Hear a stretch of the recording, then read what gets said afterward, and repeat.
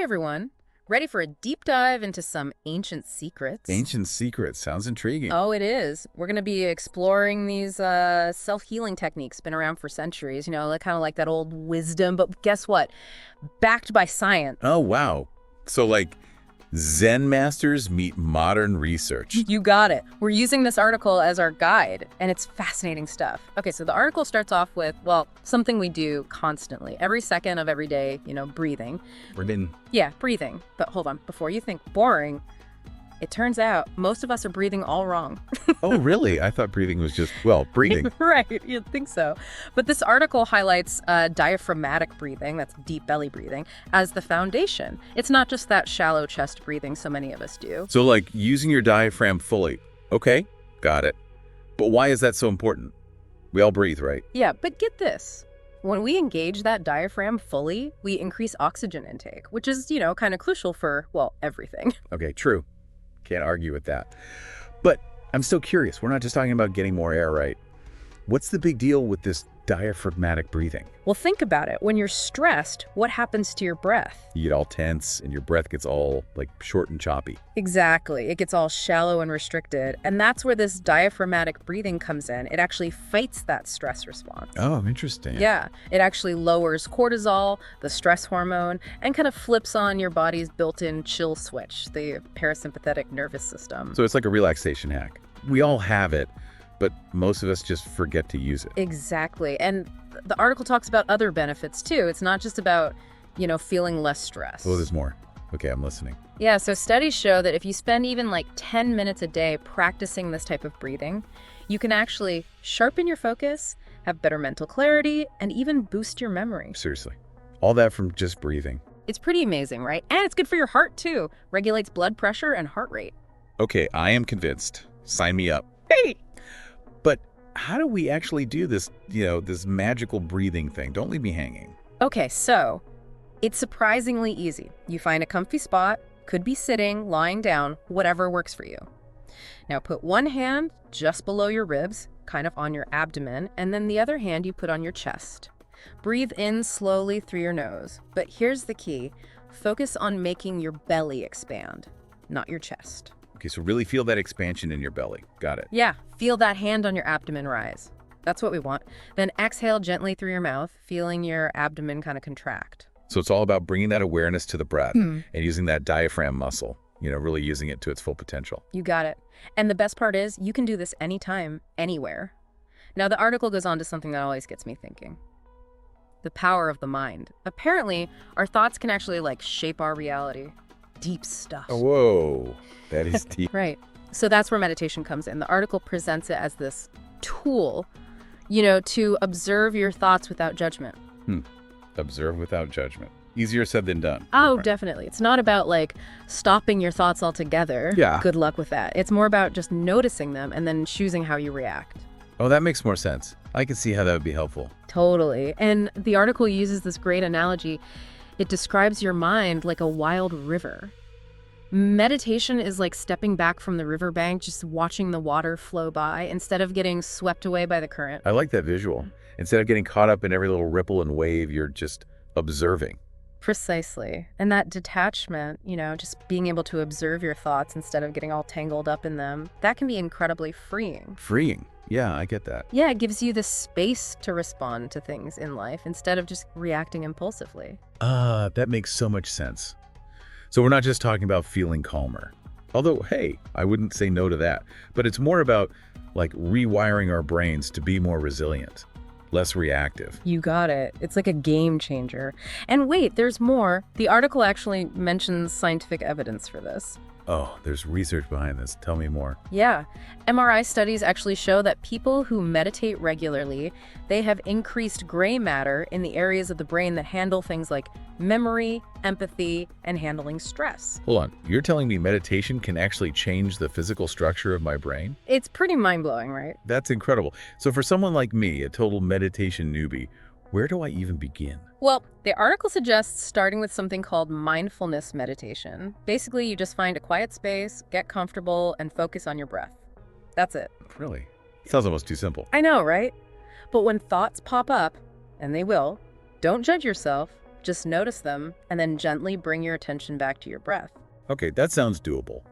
I might actually be able to do that. You totally can, and there are physical benefits too, not just mental stuff. Oh, even better. Yeah, so research shows that regular meditation can actually lower your blood pressure, help you sleep better, and even strengthen your immune system by reducing inflammation. Wow, it's like a total system reboot. Meditation, the ancient superpower we all have access to. Okay, I'm definitely adding this to my list. Now, this next part of the article, this one sounds like something you'd love. Mindful movement. Oh, mindful movement. Tell me more. Yeah, it seems like the perfect bridge between, the stillness of meditation and actually moving your body. That's a great way to put it. Practices like Tai Chi and Qigong, they're all about bringing awareness to your body and then syncing your movements with your breath. Syncing movement with breath. Sounds interesting. Yeah. It's slow, it's graceful, and incredibly powerful. Okay, Tai Chi. I've seen people doing that in the park. Those slow, graceful movements. Always wondered what that was all about. Is it like really exercise? Will it actually make me sweat? It is exercise, but it's so much more than that. It's about cultivating and balancing this life force energy, often called ki or prana. Each movement has a purpose. Cultivating life force energy. That sounds pretty woo-woo to me. I know. But stay with me. Each movement is designed to kind of open up energy pathways in your body and bring you into harmony with your surroundings. Okay, I'm trying to keep an open mind. But can you give me a concrete example? Like, what does a Tai Chi move actually look like? Okay, picture this. You're standing with your feet shoulder width apart. Now you slowly shift your weight from one leg to the other. And as you do this, your arms move fluidly, almost like you're tracing the flow of water. I can see that. Sounds incredibly grounding and peaceful. Exactly. It's not just anecdotal, by the way. There's actual scientific research backing up the benefits of Tai Chi. Oh, there is. Tell me more. I'm intrigued. So, studies show that Tai Chi improves flexibility, which is always a good thing, and it can also reduce the risk of falls in older adults. That's huge. Reduce falls. Yeah, that is important, especially as people get older. Right. And it's even been shown to help with chronic pain conditions like arthritis. Gentle, yet powerful. Okay, I'm officially adding Tai Chi to my list of things to try. Now, this next part, this one's interesting. The article shifts to touch. But not just any touch. It's talking about touch as a way to influence the energy within your body. Using touch to influence energy? That sounds pretty out there. It does, right? So the article introduces us to Reiki. It's this ancient practice where practitioners channel energy through their hands to try and balance the body's systems. So wait, we're not talking about massage here. Not exactly. Reiki is not invasive. It's more about aligning these energy fields to encourage healing. So the practitioner's hands, they act as conduits for this energy. And the person who's receiving it often feels this deep relaxation and sense of well-being. I'll be honest, I've always been a bit skeptical about Reiki. It seemed a bit mystical for me. Does the article mention any science behind it? It doesn't get super technical, but it does talk about how the warmth and intention behind touch, that can actually soothe your nervous system, reduce pain, and promote relaxation. So even if we don't totally get the how, the effects can be pretty real. Exactly. And that mind-body connection is a hot topic in science these days. Researchers are really starting to understand how energy-based healing methods might actually work. That's fascinating. So you don't need like a Reiki master to do this, right? The article mentions something called self-Reiki. Yeah, there's a simple technique they describe. You just place your hands on areas where you're feeling any tension or discomfort, and then you visualize this healing energy flowing into your body. So it's like taking an active role in your own well-being. I like that. Okay, let's move on to the next element, water. We all know how essential it is for life, but apparently it can also be a powerful tool for healing. Water for healing. Okay, tell me more. I'm all ears. Well, the article talks about hydrotherapy, basically using water for healing, and it specifically focuses on cold water immersion to reduce inflammation, boost your circulation, and just revitalize your whole body. Cold water. Purr. I'm not sure I'm ready for that. Full disclosure, I'm not a fan of cold showers either, but the article makes it sound like it's worth braving the chill. Okay, you've got my attention. What's so great about cold water? So think about it. When you suddenly expose your body to cold water, it kind of triggers this survival response. And that response activates brown fat, which is the type of fat that actually burns calories to generate heat. Oh, so it's like turning up the internal furnace. Exactly. Ah. You also get a boost to your metabolism and a nice dose of endorphins, those feel-good chemicals. So it's like a jolt to the system that wakes everything up. Yeah, precisely. And listen, you don't have to, jump in an ice bath. The article suggests starting small. Try ending your shower with a burst of cold water, maybe for 30 seconds, or just soaking your feet in cold water for a few minutes. Okay, I could probably handle that. And I remember the article mentioned something about the symbolic power of water, too. Oh, yeah. Water has this ancient association with cleansing and renewal. So whether it's a cold shower or a warm bath, the idea is you can visualize that negative energy or tension washing away. I like that. Turning everyday routines into, mini rituals. Exactly. Okay, now on to a healing method that often gets overlooked, sound. Found. Really? Yeah. We often underestimate the power of sound, but those sound wave vibrations can actually go deep into the body. They can actually influence our cells and energy fields. Wow, I never thought about it that way. So, like those sound baths I've heard about. Exactly. Or using singing bowls for relaxation. But how does that stuff actually work? Great. What's the science behind it? So the article talks about Tibetan singing bowls and gongs, which create specific frequencies that are said to resonate with the body's natural rhythms. It's called sound therapy, or sometimes vibrational healing. Sound therapy, vibrational healing, fascinating. Yeah, and what it does is it helps shift your brain waves from that beta state of, alertness to alpha or theta states. Those are the states that are associated with deep relaxation and creativity. So it's like sound is retuning our brains. That's pretty cool. Right. And you don't even need fancy instruments to experience the benefits. You can just listen to tracks with specific frequencies like 432 hertz, which is believed to be harmonically in tune with the universe. 432 hertz. Okay, I'm going to have to check that out. Or you can even just try humming or chanting. That stimulates the vagus nerve, which, remember, is the relaxation nerve. Right, the vagus nerve, our built-in chill switch. Exactly. And it helps create a sense of calm and balance. I'm seeing a theme here. A lot of these techniques are really about tapping into the body's natural healing abilities and finding that inner harmony. Finding that inner harmony. I like that. Right. And speaking of harmony, the article moves on to another essential element of well-being, food. But it's not just about what we eat, it's about how we eat. Mindful eating. I've heard about that. Exactly. Mindful eating. The article really emphasizes this. It's about bringing awareness to the entire experience of eating. So, slowing down, savoring each bite. Yes. Acknowledging where your food came from, expressing gratitude for the nourishment it provides. It's about turning eating from a mindless act into this, ritual. Exactly. And when you slow down and actually taste your food, you not only improve digestion, but you deepen your appreciation for how everything is interconnected. So it's about eating with intention. I love that. Right. Okay, last but not least, the article brings up a practice that's, especially relevant in our hyper-connected world. Grounding or earthing. Grounding. You mean literally connecting with the earth? Exactly. It's all about reconnecting with the Earth's energy, which can be tough in our tech-filled lives. The article explains that by walking barefoot on natural surfaces like grass, soil, sand, you allow your body to absorb free electrons from the Earth. Free electrons. What do those do? Well, those electrons, they can do some pretty amazing things. Studies show that grounding can actually neutralize harmful free radicals in the body. Those unstable molecules that damage cells and contribute to inflammation and aging. So it's like the earth is giving us a natural dose of antioxidants. I've heard of those. They're good for you, right? That's a great way to think about it.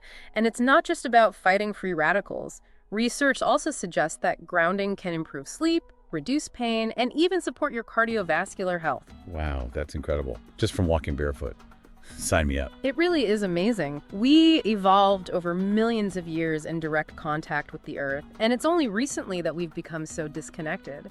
So grounding is kind of like restoring that ancient connection, tapping back into the planet's healing energy. Makes sense. Yeah. So how do we actually practice grounding? Just kick off our shoes and walk around outside? That's basically it. Spend time barefoot outdoors whenever you can. Walk on the grass, the sand, the soil. Sit under a tree and just lean against the trunk. Even standing barefoot on your lawn for a few minutes each day can be beneficial. And if you live in a city where it's hard to find grass, guess what? Can't exactly walk around barefoot on concrete all the time. Right. There's a solution. You can get these things called grounding mats or sheets. They're these conductive surfaces you put on your floor or bed. They connect to your electrical outlet's grounding wire. Wow, that's pretty cool. Technology connecting us to nature. It's amazing, right? Okay, so we've explored 8 ancient self-healing techniques: diaphragmatic breathing, meditation, mindful movement, Reiki, hydrotherapy, sound healing, mindful eating, and grounding. What's really striking to me is that they're all interconnected. They're like pieces of a puzzle, all fitting together to create this picture of well-being. That's a great way to put it. And the best part is that they're all accessible. You don't need any special equipment or expensive memberships. You don't have to be a guru or a master to benefit from these practices. Exactly. It's about remembering that we have this innate capacity for healing, and we can actively participate in our own well-being. I'm feeling inspired. Me too. You know, as we wrap up this first part of our deep dive, it's important to remember that healing is a journey, not a destination. It's about the process, not just the end goal. Exactly. There will be ups and downs, but the key is to approach it all with kindness, curiosity, and a sense of adventure. Sounds like a pretty awesome adventure to me. It is. And you know, who knows what amazing insights we'll uncover along the way. Stay tuned for part 2, where we delve even deeper into this fascinating world of ancient self-healing. Welcome back to our deep dive into ancient self-healing. You know, as we were talking about those 8 practices, I kept thinking, this isn't just about, fixing what's wrong. It's about living a more vibrant and connected life. Yeah, absolutely. It's about becoming more aware of ourselves. Yeah. You know, our bodies, our minds, how we interact with the world. Exactly. Okay, so let's dive back in. One thing that really stood out to me was this emphasis on energy. Life force, chi, prana, it pops up everywhere. It's like this invisible thread that connects everything. It does. From breathing to movement to touch, even food. It's like this underlying current that's driving it all. And it's not just some mystical idea either. I mean, it's woven into these traditional healing systems, all over the world. And even modern science, they're starting to recognize that there are these subtle energies at play in the body. It's true. I mean, think about it. Our nervous system that uses electrical impulses, right, and our cells, they communicate through these complex energy fields. So maybe these ancient practices are tapping into those energies in ways we're only beginning to understand. It's like we're rediscovering this ancient wisdom through the lens of modern science. Right. And that brings me to another point. All these practices, they're so interconnected. They're not meant to be these isolated techniques. They work together as a whole system. It's like a web. Each practice strengthens the others. I remember the article mentioned how, diaphragmatic breathing, that makes meditation easier, right? By calming the mind and body. Exactly. And then mindful movement builds that energy, which can then be balanced through things like Reiki. And then grounding, that connection to the earth, well, that seems to, enhance all of these practices, stabilizing and revitalizing. It's like they're puzzle pieces that fit together. They create this picture of wholeness and well-being. Yeah, it's not just about the individual techniques either, but the mindset they foster.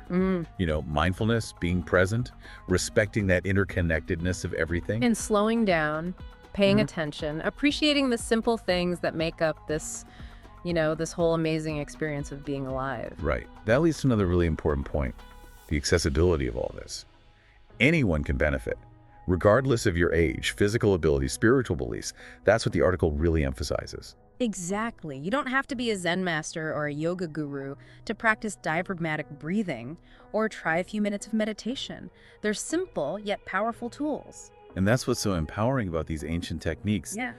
They remind us we have this ability to heal, we can take charge of our own well-being. Absolutely. It's not about relying on something outside ourselves to fix us. It's about tapping into that wisdom and power within. The article makes a really good point about healing. It's not linear.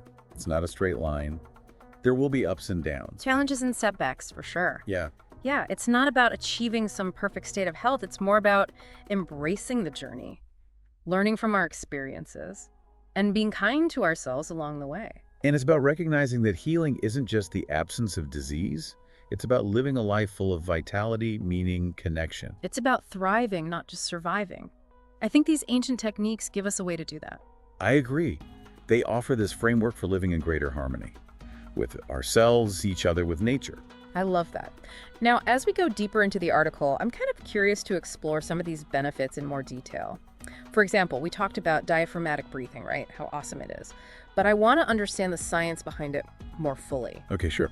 What's really fascinating about it is it doesn't just increase oxygen intake, but it stimulates the vagus nerve. The vagus nerve, remind me what that is again. Okay, so it's the longest nerve in your body, and it plays this vital role in regulating our parasympathetic nervous system, the rest and digest response system. Oh, okay.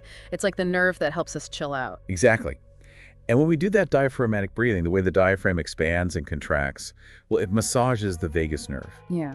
And that sends signals to the brain to, relax. So it's like this direct line to our relaxation switchboard. Exactly. And when the vagus nerve is stimulated, well, it sets off this whole cascade of beneficial effects throughout your body. Well, your heart rate and blood pressure go down, digestion improves, inflammation is reduced, those stress hormones like cortisol, they get lowered. It's incredible how something as simple as changing our breathing can have such a big impact. It really is. And the benefits, they go beyond just physical relaxation too. Studies have shown it can improve cognitive function, reduce anxiety and depression, even enhance creativity. Wow. Okay, I am definitely going to be paying more attention to my breath from now on. Now, let's talk about meditation. We mentioned how it builds mental resilience and inner peace, right? But tell me more about those brain-changing benefits. Okay, so one of the most amazing discoveries in neuroscience lately is neuroplasticity, this idea that the brain isn't fixed. It can actually change and rewire itself throughout our lives. So our brains are like constantly evolving. Yes. And meditation is one of the most effective ways to actually shape the structure and function of our brains. Wow, that's amazing. What kind of changes are we talking about? Well, studies show that regular meditation can actually increase gray matter in areas of the brain that are related to attention, emotional regulation, self-awareness. It can also strengthen the connections between different brain regions, improving communication and efficiency. So it's like giving our brains a workout, making them stronger and more resilient. I like that. And it's not just brain power either. Meditation helps us manage our emotions better. By practicing mindfulness, we learn to observe our emotions without getting swept away by them. That leads to greater stability, more resilience. It's like these ancient practices are giving us the tools to navigate those challenges of modern life with more grace and ease. I couldn't agree more. And as we explore these techniques, it's important to remember they're not quick fixes. They require patience, consistency, a willingness to kind of embrace the process. Yeah, it's not about being perfect. It's about showing up for ourselves each day, making those small efforts consistently to cultivate greater well-being. And recognizing that healing is a journey, not a destination. There will be ups and downs, but the key is to approach the process with compassion, curiosity. That's so important. Now, we've talked about mental and emotional benefits, but what about physical benefits? I know the article mentioned that mindful movement practices like Tai Chi can actually help with chronic pain. How does that work? Well, Tai Chi and Qigong, they're often described as moving meditations. So the movements, they're slow, they're flowing, and they're synchronized with the breath. That helps promote relaxation and reduce muscle tension. It's a gentle way to stretch and strengthen the body. Exactly. And because the movements are so gentle, low impact, they're great for people of all ages and fitness levels, even those with chronic pain. Makes sense. And I know Tai Chi is often recommended for improving balance, reducing falls, especially for older adults. Why is that? Well, Tai Chi involves a lot of shifting weight, coordinating movements, and that improves proprioception, which is your awareness of where your body is in space. Ah, so it's like training our brains and bodies to work together more effectively. Yes, precisely. And as we improve our balance or coordination, we're less likely to trip and fall, which can be a big concern as we age. It's about preventing those injuries before they happen. Okay, let's shift gears a bit and talk about Reiki. I'm fascinated by this whole idea of energy healing, but I'm still not quite clear on how it actually works. Can you explain this concept of channeling energy? Okay, so Reiki practitioners believe they can channel universal life force energy through their hands into the recipient's body. Okay, but where does this energy come from? Is it like a superpower or something? Well, they believe that this energy is all around us and that they're acting as conduits, allowing it to flow through them to the person they're working with. So they're tapping into this like universal energy source. That's the idea. And this energy, it's believed to promote healing by restoring balance to the body's energy systems. Okay, I can see how that could be relaxing and help with stress. But can Reiki actually address, specific physical problems? Reiki practitioners believe it can help with a wide range of conditions, from pain and inflammation to anxiety and depression. But it's important to note that Reiki is not a replacement for conventional medical treatment. It's best used as a complementary therapy. So working alongside traditional medicine to support the body's natural healing process. Exactly. Yeah. And, even if we don't fully understand how energy healing works, there's growing evidence that it can have real benefits. We talked about the placebo effect earlier. I think that might play a role too. If someone believes that Reiki is going to help them, that belief itself can actually trigger healing responses in the body. Absolutely. The power of the mind is undeniable. And when you combine that with the focused intention and the touch of a skilled practitioner, it's not surprising that people experience positive results. It's intriguing. It really does open up a whole new world of possibilities for healing and well-being. It does. And one of the things I appreciate about these ancient techniques is that they encourage us to view health more holistically. It's not just about treating symptoms, but caring for our minds, bodies, and spirit. It's about understanding that we're these complex beings with all these interconnected systems. True healing happens on multiple levels. Right, and that brings us to another really important aspect of self-healing, our lifestyle choices. Yes. The article really emphasized how our daily habits and routines can either support or sabotage our healing. Exactly. What we eat, how much we sleep, how we manage stress, how much we move our bodies, all these things contribute to our overall well-being. So it's not just about adopting these techniques, but creating a lifestyle that really supports our health. It's about making choices that nourish our bodies, minds, and spirits. Which brings us back to mindful eating, something we touched on earlier. It's not just about the food itself, but our approach to eating. It's about slowing down, savoring each bite, appreciating the nourishment. And paying attention to our body's signals, eating when we're hungry, stopping when we're full. Exactly. Cultivating a healthy relationship with food. Mindful eating is also about recognizing that interconnectedness of all things, When we appreciate that journey our food has taken to get to our plate, we feel this deeper sense of gratitude for the farmers, the earth, everyone who contributed. It reminds us that we're part of this web of life and that our actions have ripple effects. Exactly. Which brings us to the final technique we discussed, grounding or earthing. I'm curious to explore the science a little bit further. How does walking barefoot actually benefit our health? Okay, so one theory is that the Earth's surface has a negative electrical charge. And when we connect with it directly, our bodies can absorb free electrons, which act as antioxidants. Antioxidants, those are the things that fight free radicals, right? I know they're good for you. Yes, exactly. Free radicals are those unstable molecules that damage cells and contribute to inflammation and aging.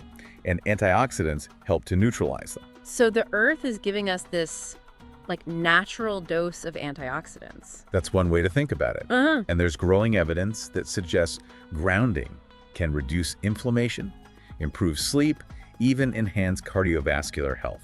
That's pretty amazing. It makes sense intuitively. We evolved over millions of years in direct contact with the earth. It's only been recently that we've become so disconnected from nature. It's true. And I think grounding is a powerful way to restore that connection, to tap into that healing energy of the planet. And it's so simple. All we have to do is take off our shoes and spend some time in nature. Exactly. It's a reminder that healing doesn't have to be complicated. Often the simplest things are the most powerful. This has been such an insightful conversation. I feel like I've gained a whole new understanding of self-healing and the potential we have to cultivate well-being. Me too. As we wrap up this part of our deep dive, it's worth reflecting on those key takeaways, from our exploration. Yeah, let's recap that wisdom we've gleaned from these ancient techniques. First and foremost, they remind us that healing is a journey, not a destination. It's about cultivating awareness, compassion, a deep connection with ourselves and the world around us. Absolutely. And they emphasize that we have this innate capacity for self-healing. We can participate in our own well-being. And they highlight the importance of a holistic approach to health. Our minds, bodies, and spirits are all interconnected. True healing happens on multiple levels. They encourage us to embrace simplicity and accessibility. These techniques are available to everyone, regardless of age, background, physical abilities. They remind us that healing doesn't have to be complicated. Often the simplest things, like breathing deeply, spending time in nature, savoring our food, those can have the most profound effects. It's true. These ancient techniques offer this timeless wisdom that's as relevant today as it was centuries ago. They provide a roadmap for navigating those challenges of modern life with more grace, resilience, and vitality. I'm so grateful we took this deep dive together. It's been an incredible journey of discovery. Me too.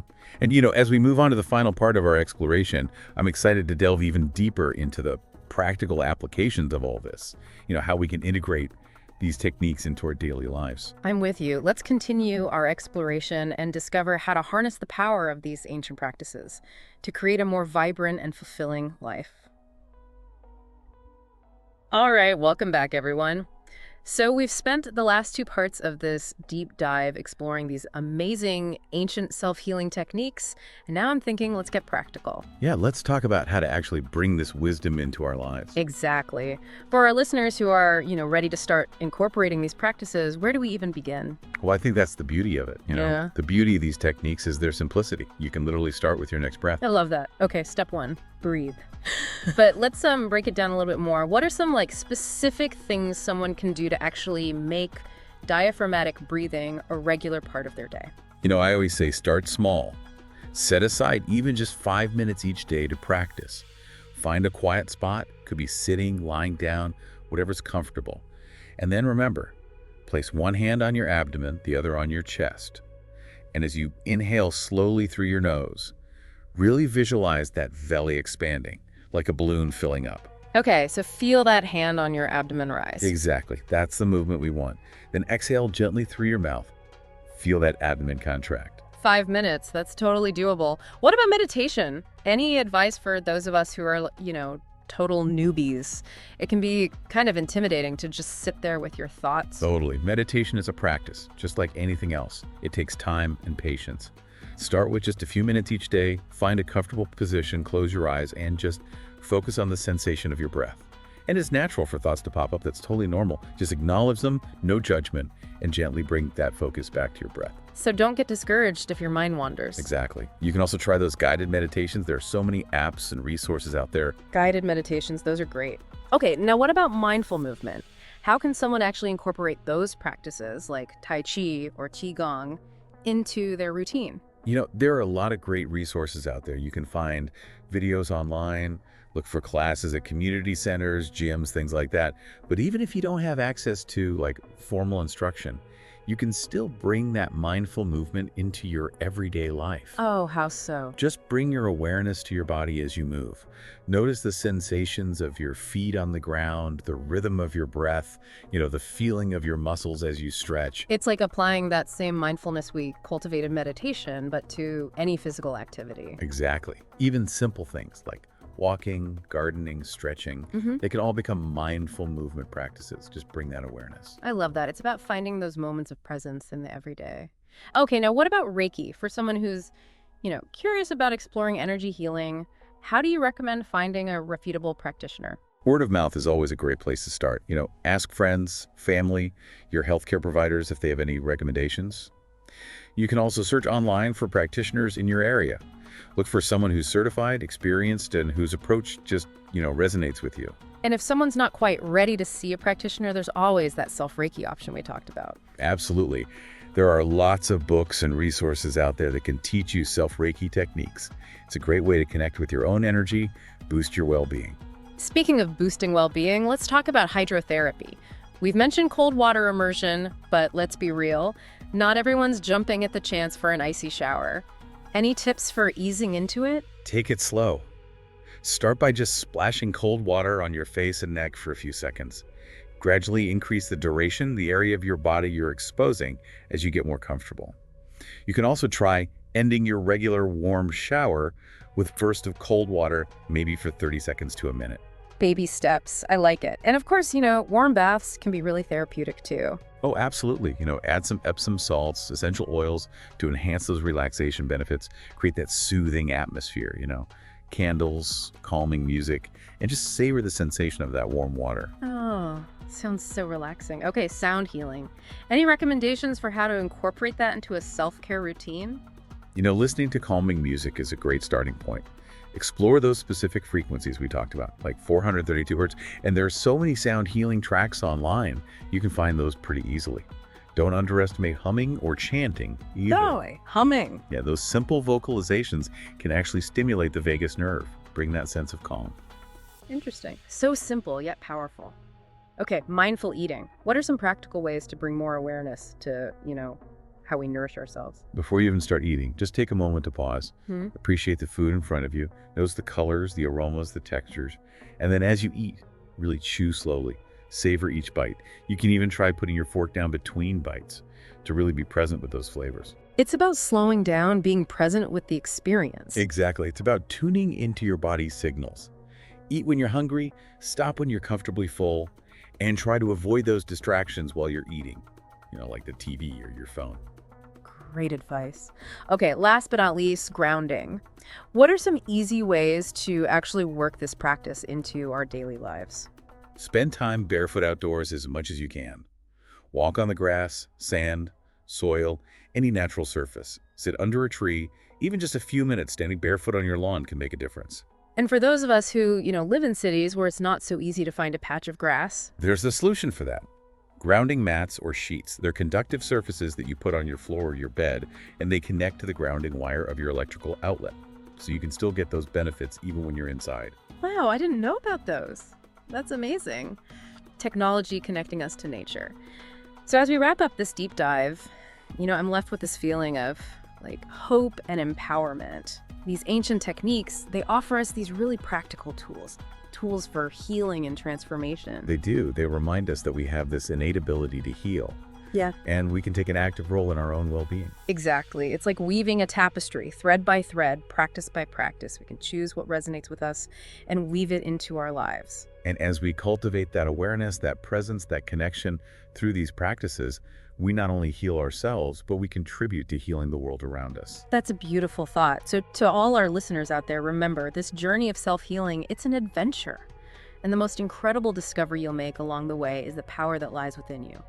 Embrace these ancient techniques, explore their wisdom, and unlock your full potential. Thanks for joining us on this deep dive into ancient self-healing.